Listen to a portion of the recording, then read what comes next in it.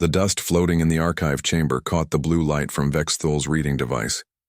He moved his forearms carefully as he turned the ancient data crystal, trying not to damage something that was older than his entire civilization. The Kepler station archives held secrets from across the galaxy, but this particular section had been sealed for thousands of years. Vexthul was a Zephyrian, tall and thin with gray skin that changed color with his emotions. Right now it was shifting to pale yellow, which meant he was curious and excited. As the head archivist of the Coalition's largest research station, he had seen many strange things, but nothing quite like this. The data crystal contained records from the First Hegemony, the ancient empire that had ruled most of the galaxy before the Coalition existed. Most of their records had been lost when their civilization collapsed 10,000 years ago. This crystal was one of the few that survived, and it told stories that made no sense. The first file talked about a species called humans.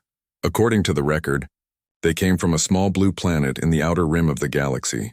The description made Vexthul's skin turn orange with confusion.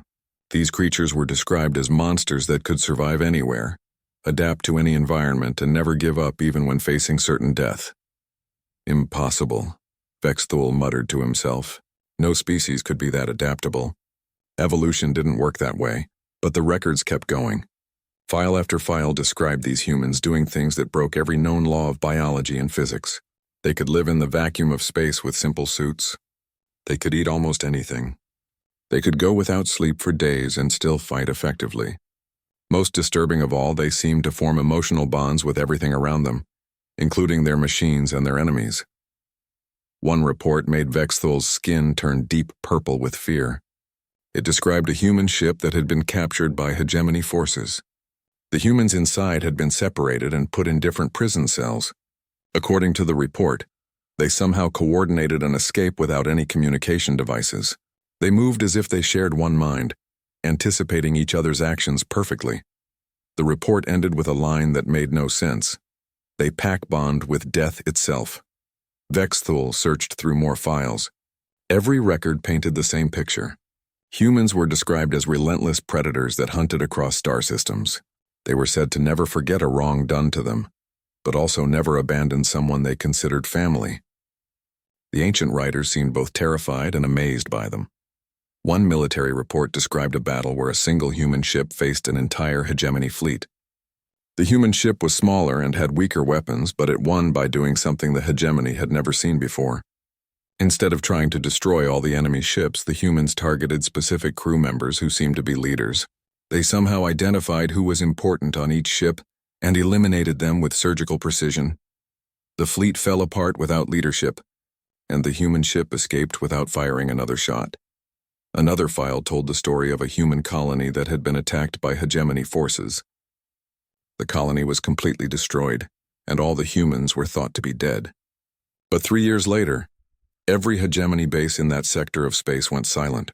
Investigation teams found the bases intact but empty. All the personnel had simply vanished. The only clue was a message left in the main computer of each base. "You touched our family." Vexthul found himself reading faster and faster. The stories all followed the same pattern. The hegemony would encounter humans, try to conquer or destroy them, and then face consequences that seemed to come from nowhere.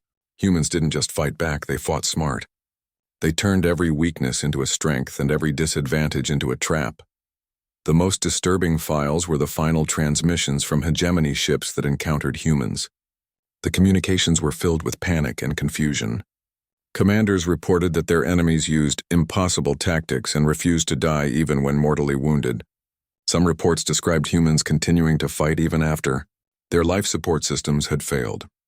Transmission that made Vexthul's hands shake described a boarding action where humans had somehow gotten onto a hegemony ship.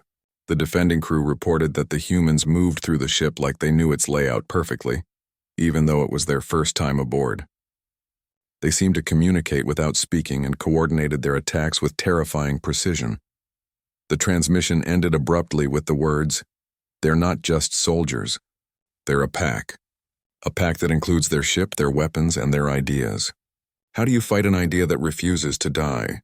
As Vexthul read deeper into the files, he began to notice something strange. The reports were arranged in chronological order, and they showed a clear pattern.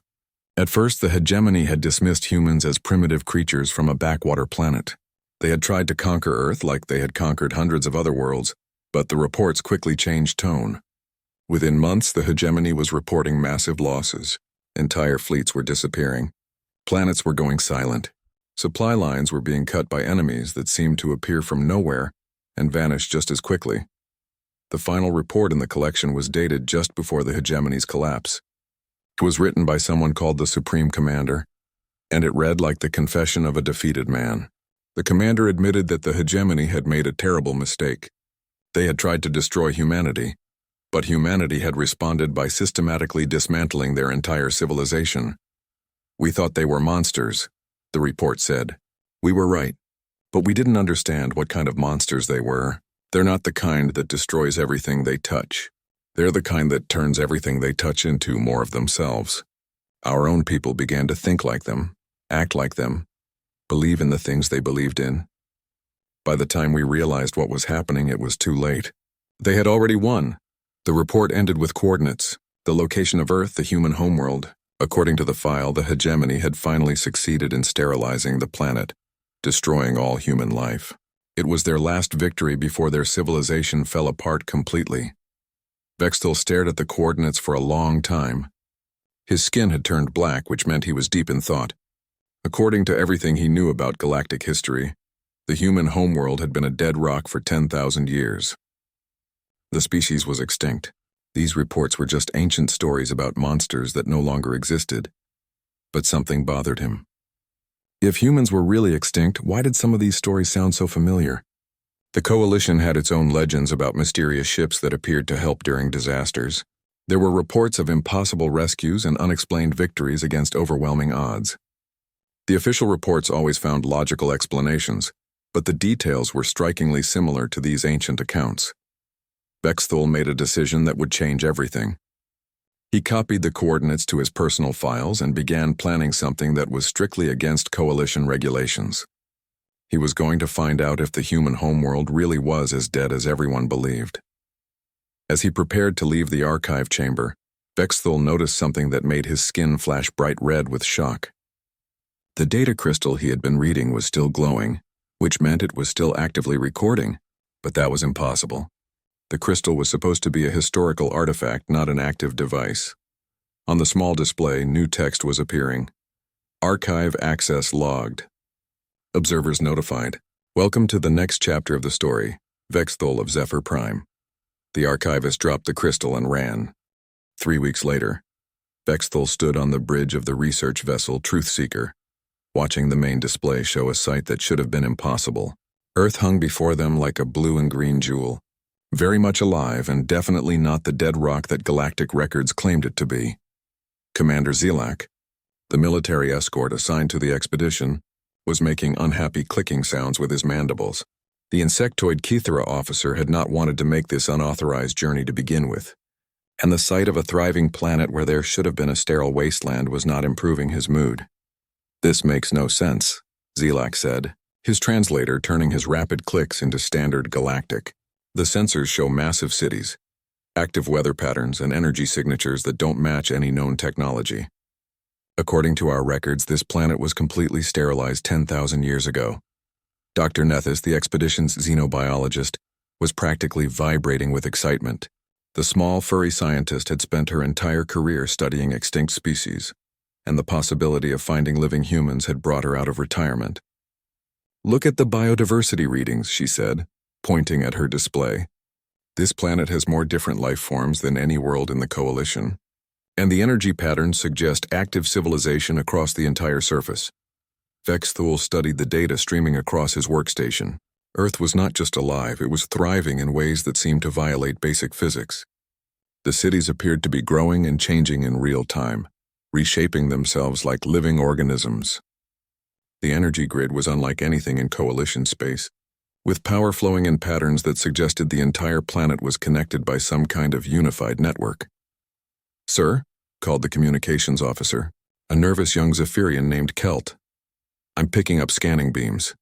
Multiple sources, very sophisticated. They've been tracking us since we entered the system." Zelak's mandibles clacked more rapidly. "Defensive posture," he ordered. Raise shields and charge weapons. If there's an active civilization here, we need to be ready for anything. But before the weapons could power up, every screen on the ship went dark for exactly 3 seconds. When they came back online, all of the ship's systems were running normally. Except now there was a new file in the main computer that hadn't been there before. Vexthul opened the file with shaking hands. It contained complete technical specifications for their ship, detailed biographies of every crew member, and perfect translations of the expedition's research goals. At the bottom was a message in flawless Zephyrian script. "Welcome to Earth, we've been expecting you. Please proceed to orbital platform coordinates attached. We have much to discuss." "How is this possible?" Zelak demanded. "Our computers are isolated from external access. There's no way anyone could have uploaded that file without physically connecting to our systems." Dr. Nethys was studying her xenobiology sensors with growing amazement. "The life signs down there," she said quietly. "Some of them match the theoretical profiles for humans that I calculated from the archive fragments. But the readings are strange. The humans seem to be integrated with their technology in ways I've never seen before." Kelt's voice was barely a whisper. "Sir, they're responding to our communications before we send them." I started to compose a standard first contact message, and a reply appeared before I finished typing. They answered questions I hadn't asked yet. Vexthul made the decision that had brought them this far. "Follow their coordinates," he said. "We came here to find the truth about humans. Now we have a chance to meet them." The orbital platform was a structure that seemed to grow out of the space around Earth rather than being built there. It was massive but somehow gave the impression of being alive, with sections that pulsed with soft light and surfaces that seemed to shift and adapt as they watched. Their ship was guided into a docking bay by invisible forces that felt gentle but irresistible. The airlock cycled with a soft hiss, and Vexithul found himself face to face with humanity for the first time. The being that greeted them looked exactly like the descriptions in the ancient files, bipedal with pale skin and strange hair that grew from the top of its head. But there was something about the way it moved that made Vexthul's skin shift to deep orange with caution. "I am Ambassador Chen," the human said in perfect Zephyrian. "Thank you for making this journey, Archivist Vexthul. Your curiosity about our species has been noted and appreciated." Zelak stepped forward, his hand resting on his weapon. "How do you know our names? How did you access our ship's computers? What are your intentions?" Chen smiled, and Vexthul realized that the expression was somehow both friendly and terrifying. It was the smile of a predator that had chosen not to hunt today. "Commander Zelak, your concerns are understandable. As for your questions, we know your names because we've been watching your species develop for millennia. We accessed your computers because the distinction between organic and artificial intelligence is less meaningful to us than it is to you, and our intentions are the same as they've always been: to protect and guide the younger species of the galaxy." Dr. Nethys stepped closer to Chen, her scientific curiosity overcoming her caution. "You're really human? Your species is actually alive? But the records say what we wanted them to say," Chen interrupted gently. "The hegemony believed they had destroyed us because that's what we needed them to believe. It's easier to protect someone when they don't know you're there."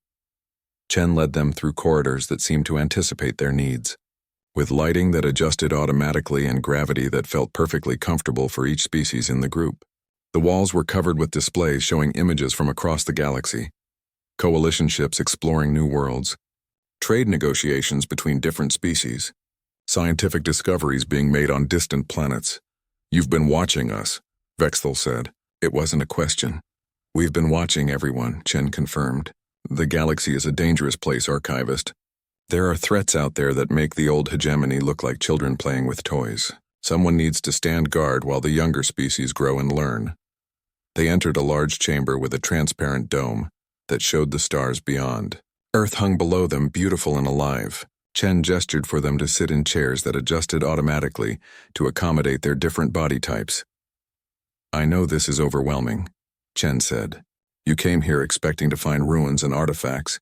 Instead, you've discovered that one of your galaxy's greatest legends is not only true, but has been actively shaping your civilization for thousands of years." Zelak's mandibles clicked nervously. "Shaping our civilization? What do you mean?" Chen's smile became sad. "Commander, do you know why the Coalition has enjoyed 10,000 years of relative peace? Why conflicts between species are usually resolved through negotiation rather than war. Why trade flows freely and scientific knowledge is shared openly. Because we learned from the mistakes of the hegemony, Zelak said automatically. Partly, Chen agreed. But mostly because humans have been working behind the scenes to prevent the conditions that create empires like the hegemony. We've influenced key decisions, provided subtle guidance during critical moments, and occasionally intervened directly when necessary. Dr. Nethys was staring at Chen with wonder and growing understanding. The mysterious ships that appear during disasters, the unexplained technological breakthroughs that happen just when they're needed most, the diplomatic solutions that nobody can quite explain. That's been you. That's been us, Chen confirmed. We learned something important when we faced the hegemony. The greatest threats to galactic civilization aren't external invasions or natural disasters. They're the tendencies within each species toward fear, hatred, and the desire to dominate others. We've spent 10 millennia helping the galaxy overcome those tendencies. Vexthal felt his skin shifting through multiple colors as he processed this information. But why reveal yourselves now? Why break 10,000 years of secrecy? Chen's expression became serious, and for the first time, Vexthal saw something that looked like worry in the human's eyes. Because something is coming that we can't handle alone. Something that will require all the species of the galaxy to work together in ways they never have before. The time for hidden guardians is over. The galaxy needs to grow up quickly, and it needs to learn what humans discovered long ago. What's that? Dr. Nethys asked. Chen stood and walked to the dome, looking out at the stars. That the strongest pack is the one that includes everyone, even the monsters. Alarms suddenly began sounding throughout the station, and Chen's communicator activated with urgent voices speaking in rapid human language. The ambassador's face went pale, and Vexthal didn't need to understand the words to know that something terrible was happening. What is it? Zelak demanded, his weapon already in his hand. Chen turned back to them, and now the predator smile was gone completely. In its place was the expression of someone who had just seen their worst nightmares confirmed. They're here, Chen said quietly. 3 months ahead of schedule.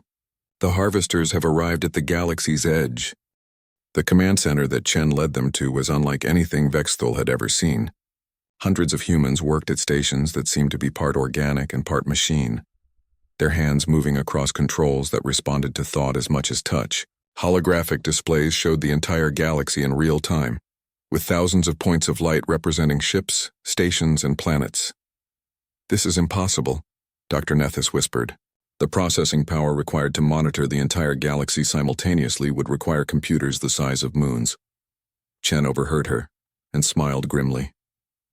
You're thinking about it wrong, Doctor. We don't use computers to monitor the galaxy. We are the computer that monitors the galaxy. Before anyone could ask what that meant, a new human approached their group. This one was older than Chen, with gray hair and scars that told stories of ancient battles. Chen introduced him as General Martinez, the coordinator of Earth's defense networks. The harvesters have broken through the outer rim defenses, Martinez reported. They're moving faster than our projections suggested. We have maybe 6 months before they reach the first coalition worlds. Zelak's mandibles clacked anxiously. What are these harvesters? Why haven't we detected them? Chen gestured to one of the displays, which showed a 3-dimensional map of the galaxy with red dots moving inward from the edge. They're not from our galaxy, Commander. They're machine intelligences from outside our local cluster. And they have one purpose: to harvest all organic life and convert it into computational substrate. They turn living beings into computer parts, Martinez added bluntly. Every consciousness they capture becomes another processor in their collective network. They've already consumed 12 galaxies that we know of. Vexthal felt his skin turn purple with fear. How do you know all this? How long have you been aware of this threat? We've been fighting them for 3,000 years, Chen said quietly. Not directly. We learned early that conventional warfare is useless against them. They adapt to any technology, any strategy, any weapon. The only way to beat them is to be something they can't understand or predict. Dr. Nethys was studying the tactical displays with growing horror. The scale of this threat. Every ship I see marked as Harvester is larger than our biggest space stations.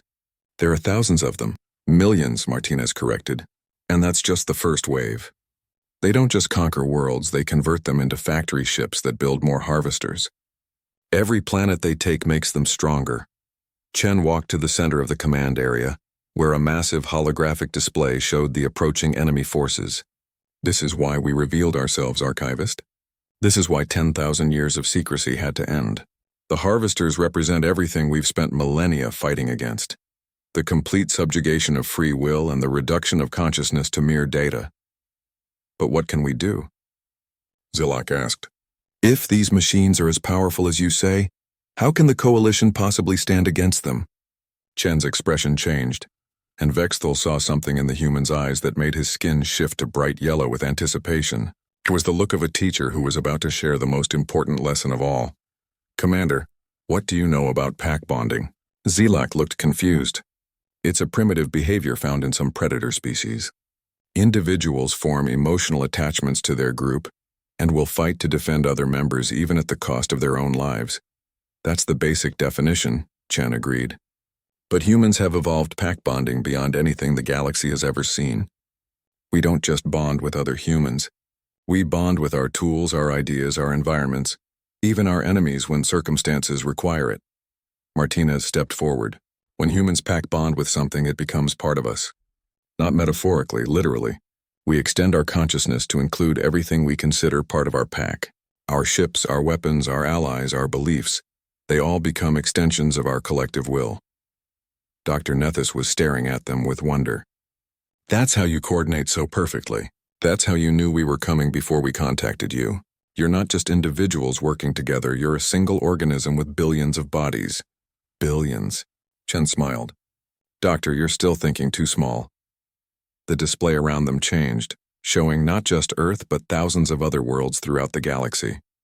On each one, Vexthal could see structures and energy patterns that matched what they had observed on Earth. Human colonies, hidden and thriving on planets that the Coalition thought were uninhabited. How many? Vexthal asked, his voice barely a whisper. Every world that can support life. Martinez said simply, every asteroid belt that can be mined. Every gas giant that can provide resources. We've been preparing for this war for 3 millennia, Archivist. We've been growing, adapting, and building the infrastructure needed to face an enemy that consumes galaxies. Chen walked over to Vexthal and placed a hand on the Archivist's shoulder. The touch was gentle, but Vexthal could feel something profound in it, a sense of connection that went deeper than physical contact. But we can't win this war alone, Chen said. The Harvesters' greatest advantage is that they turn their enemies' strength against them. They capture technology and improve it. They analyze strategies and develop counters. They convert resistance into submission. So how do you beat something like that? Zilak asked. By being something they can't capture, analyze, or convert, Martinez replied. By being a pack that includes not just humans but every free-thinking species in the galaxy. By making the very concept of consciousness too complex and chaotic for them to process. The implications hit Vexthal like a physical blow. You want to turn the entire galaxy into one giant pack. Not turn, Chen corrected. Invite, the choice has to be freely made. Pack bonding can't be forced. It has to grow naturally from trust and shared experience. Dr. Nethys was studying the tactical displays with new understanding. This is why you guided our development for so long. You were preparing us for this moment, teaching us to cooperate instead of conquer. The Coalition species have learned to work together, Martinez agreed. But working together and being pack are two different things. Pack means that when one member is threatened, all members respond instantly and without question. Pack means that individual survival becomes less important than group survival. Pack means trusting each other completely, even when logic says you shouldn't. Zilak's mandibles were clicking rapidly, a sign of deep stress in his species. You're asking us to change everything about how we think and act. Some species in the Coalition barely tolerate each other. How can you expect them to form this kind of bond with humans? Chen smiled, and this time it was the warm smile of someone sharing hope instead of the predatory grin of a hunter. Commander, do you know why your species was chosen to escort this expedition? Because we're the best military escorts in the Coalition, Zilak replied automatically. No, Chen said gently. Because 3 years ago, during the Proxima crisis, you chose to sacrifice your ship to save a vessel full of Zephyrian civilians. You had never met those civilians. They weren't your species or your responsibility. But you pack bonded with them in the moment when they needed you most. Selak's mandibles stopped clicking. How do you know about that? That mission was classified. We know because we were watching, Martinez said. We've been watching all of you, identifying individuals who already understand what pack means even if they don't call it that. Every member of your crew was chosen because they've already demonstrated the capacity for pack bonding. Vexthul felt something shifting in his understanding of reality. The Proxima Crisis, the Voidwalker incident, the Kepler Station rescue. All those times when impossible rescues happened and nobody could explain how. Humans were there, Chen confirmed. But more importantly, coalition species were there too, acting like pack members without realizing it. Risking everything to save strangers. Sharing resources without expecting reward. Fighting together against impossible odds. Dr. Nethys looked up from her analysis station with excitement. The behavioral patterns I've been tracking. The subtle changes in coalition society over the past century. Increased cooperation. Decreased territorial conflicts. Spontaneous mutual aid during disasters. You've been teaching us to be pack. We've been giving you opportunities to discover that you already were pack, Martinez corrected. The potential was always there. We just helped create situations where it could emerge naturally. Chen gestured to the massive display showing the approaching harvester fleet. Now comes the test. Can the galaxy choose to be pack when faced with an enemy that wants to turn every living mind into a slave? Can species that have never fully trusted each other learn to move as one organism? Vexthul stared at the display, watching the red dots of the harvester fleet creep steadily inward toward everything he had ever known and loved. The scale of the threat was overwhelming, but somehow, standing here among humans who had secretly protected the galaxy for millennia, he felt something he hadn't expected to feel. Hope. What do we need to do? He asked. Chen's smile became fierce and proud. You need to go back to the Coalition and tell them the truth. All of it. The legends about monsters called humans weren't lies, they just weren't complete. We are monsters. The Coalition High Command meeting was held in the secure chambers beneath Kepler Station, the same place where Vexthul had first discovered the ancient records about humans.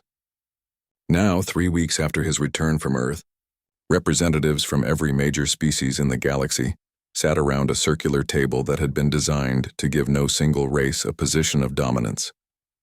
Vexthul stood before them, his skin cycling through nervous colors as he prepared to deliver news that would change everything. Chancellor Vorth of the Zephyrian Council raised one of her 4 hands for silence. Archivist Vexthul, she said in her formal voice, you have requested this emergency session to present evidence of an existential threat to the Coalition. The High Command is prepared to listen. Vexthul activated the holographic display he had prepared, showing the galaxy with red markers indicating harvester positions. The assembled leaders fell silent as they saw the scope of the approaching enemy. Honored leaders, Vexthul began, everything we thought we knew about galactic history was wrong. Humans are not extinct. They have been protecting us for 10,000 years, and now they are offering to teach us how to survive a threat that has already consumed 12 other galaxies. The reaction was immediate and chaotic. Admiral Kresh of the Cathara military slammed his fist on the table. Impossible! Our deep space sensors would have detected any civilization of that magnitude. Only if they wanted to be detected, Commander Zelak said from his position near the display. I've seen their capabilities firsthand. They can hide entire fleets in plain sight. Director Quen of the Crystalline Consortium pulsed with skeptical blue light. Even if this species exists, why should we trust them? If they have been manipulating our development for millennia, how do we know this isn't another manipulation? Dr. Nethys stepped forward with her xenobiology reports. Because the threat is real, she said simply. I've analyzed the data from our expedition. The harvesters aren't just another enemy. They're a force that turns consciousness itself into a weapon against free will. The debate continued for hours. Some leaders demanded immediate military mobilization. Others wanted to open diplomatic channels with the approaching enemy. A few suggested that the entire report was an elaborate hoax designed to increase human influence in the galaxy. It was Chancellor Vorth who finally asked the question that mattered. What exactly are the humans proposing? Vexthul took a deep breath. They want to teach us to fight as a pack, not just cooperating or coordinating, actually sharing consciousness in real time. They claim it's the only way to face an enemy that adapts to conventional strategies faster than we can develop them. Sharing consciousness? Admiral Kresh's mandibles clacked with alarm. That sounds like mind control. It's the opposite, Zilak said quietly. I've experienced it. During our return journey, the human ambassador Chen demonstrated pack bonding with our crew. For exactly 30 seconds, we all thought and acted as one mind with multiple bodies. It was indescribable. He paused, his exoskeleton darkening with the memory. In those 30 seconds, we solved 3 technical problems that had been puzzling our engineers for months. We coordinated a complex navigation maneuver without any communication at all, and I felt something I've never felt before: absolute trust in every other being around me. The chamber fell silent.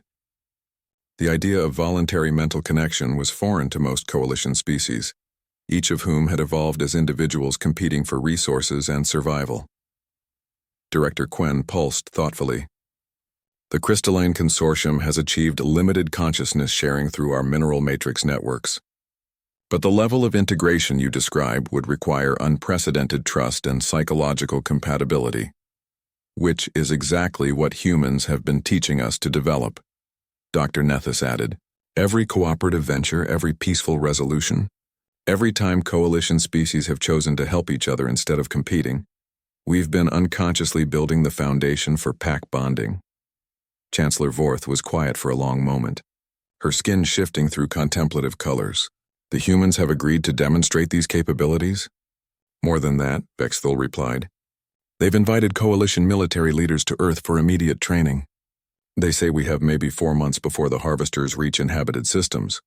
Admiral Kresh stood abruptly. Absolutely not.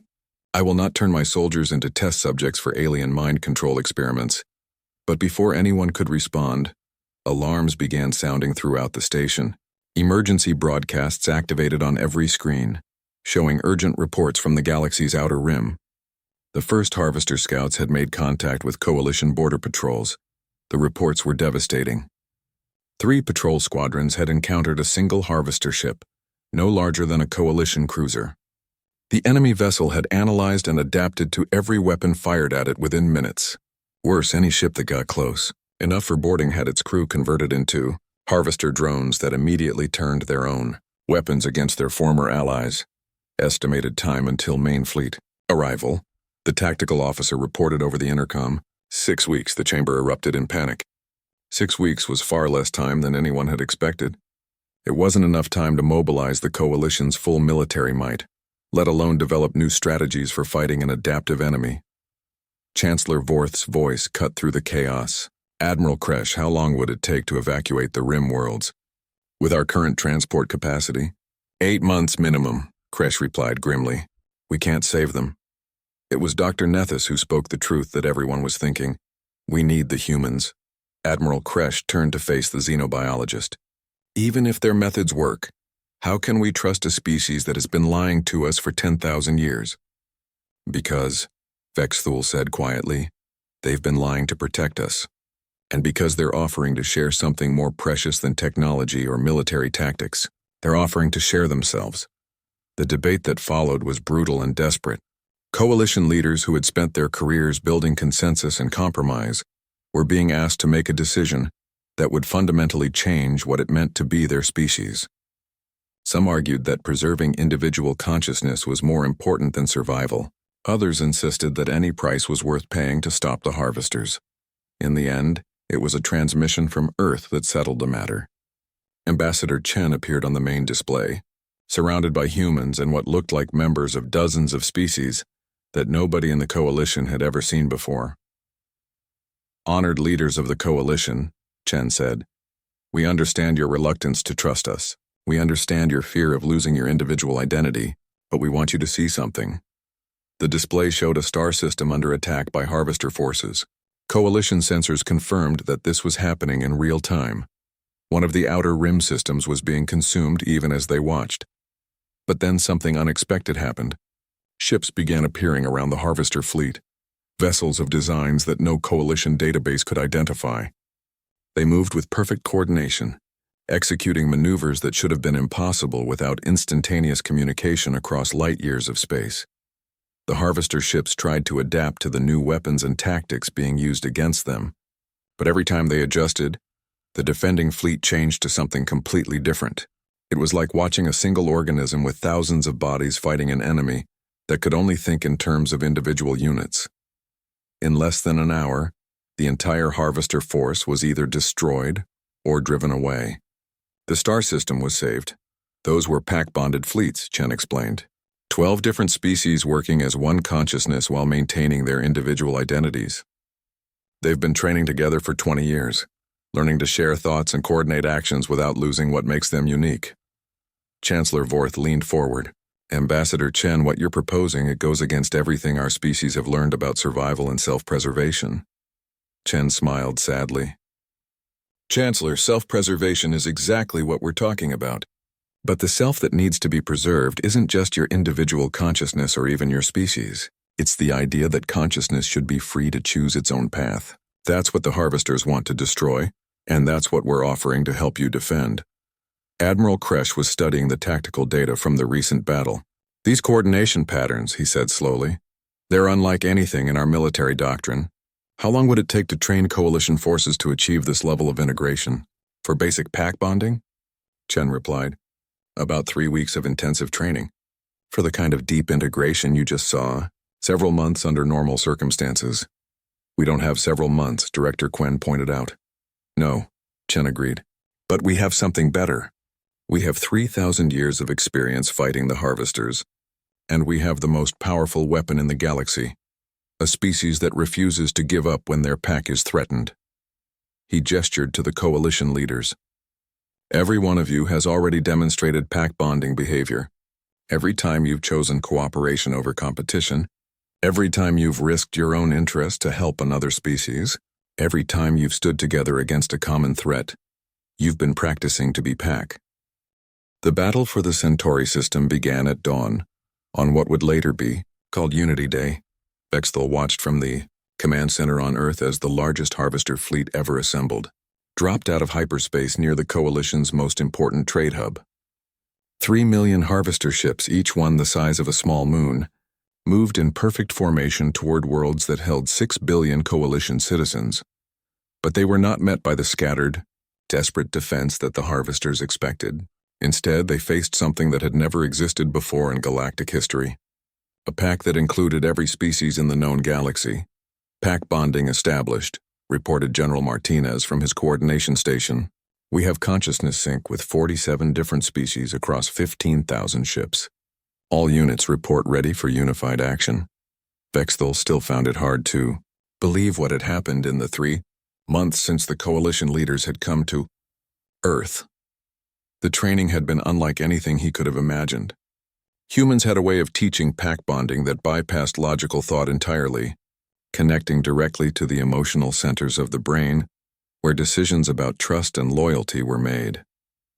He had watched Admiral Kresh, the proud Kythera military commander, break down in tears when he first experienced true pack connection with a human soldier.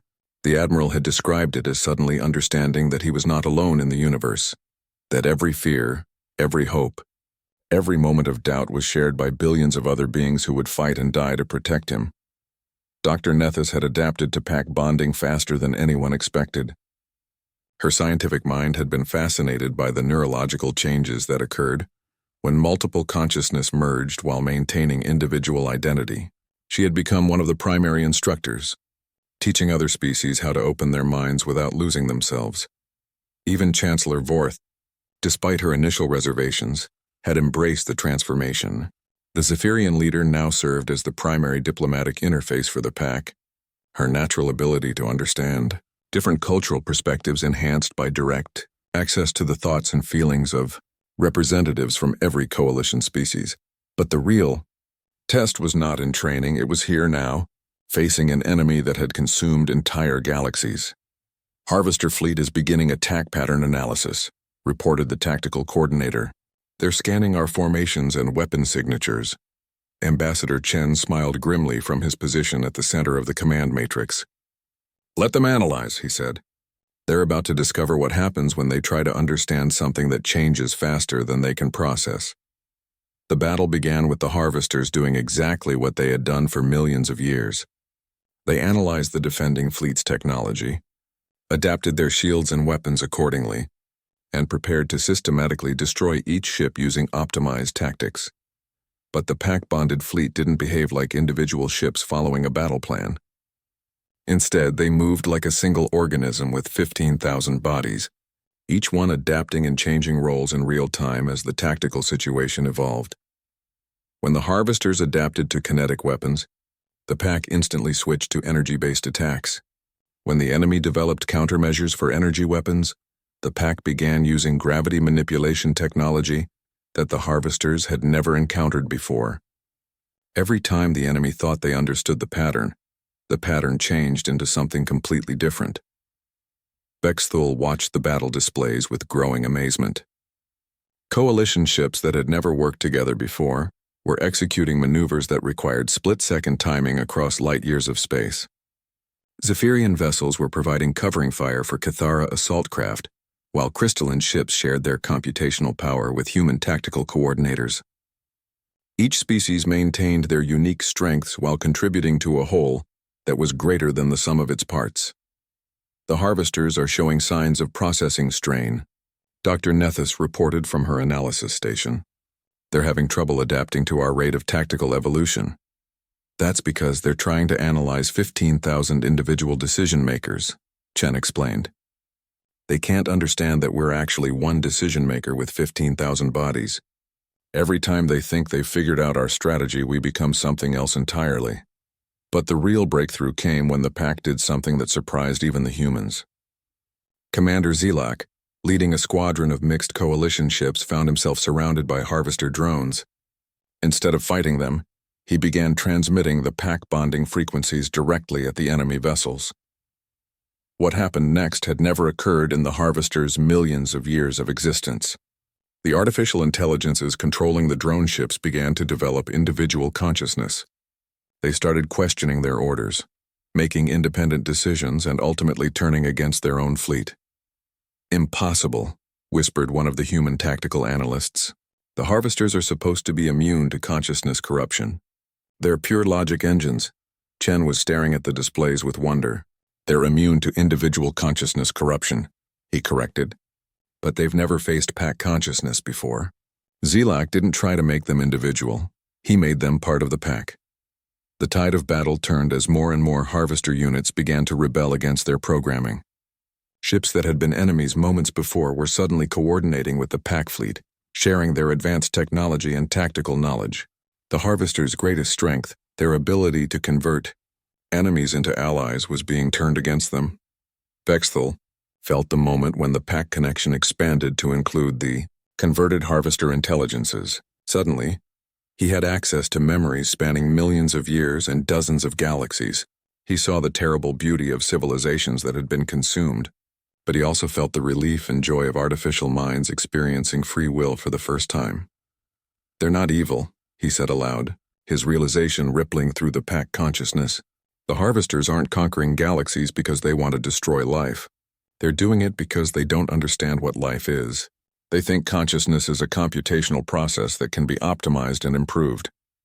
Chen nodded, his own understanding deepened by Vexthul's insight. "They're trying to save us by turning us into better versions of ourselves.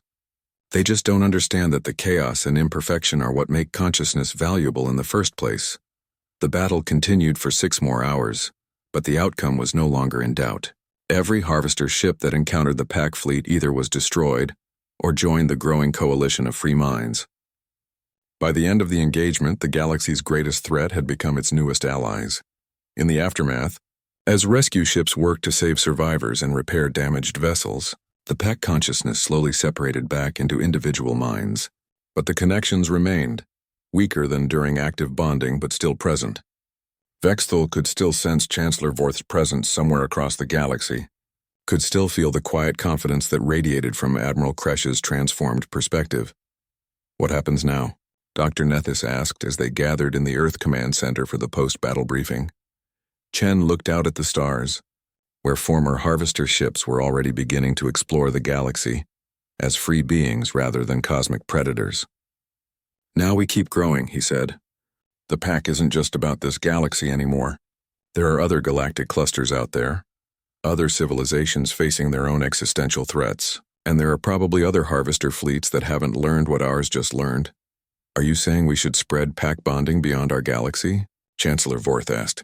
I'm saying that's exactly what's going to happen, Chen replied with a smile. The converted harvesters remember the locations of every galaxy they've encountered. They know where other machine intelligences are still consuming civilizations that don't know how to fight back. How long do you think it will be before someone suggests that we should help? Vexthul understood immediately. Pack bonding didn't just create unity within a group. It created an irresistible urge to protect and include others who were threatened or alone. The galaxy had just become part of something much larger than itself. The legends were wrong about one thing, he said thoughtfully. They said humans were monsters. But the truth is that humans make everything they touch into monsters like themselves. And that's exactly what the universe needs. 3 years later, Vexthul stood in the same archive chamber where he had first discovered the ancient records about humans. But now, instead of gathering dust, the chamber was alive with activity. Researchers from hundreds of species worked together to document the ongoing expansion of pack consciousness throughout the local galaxy cluster. The old records about human monsters had been updated with new entries. They now described a species that had taught the galaxy to be more than the sum of its parts, that had shown entire civilizations how to transform from isolated individuals into something approaching a universal family. But Vexthul's favorite addition to the archives was a simple note that Ambassador Chen had written on the day the pack consciousness first expanded beyond their home galaxy. The story spoke of monsters called humans, and the legends didn't lie. We are monsters,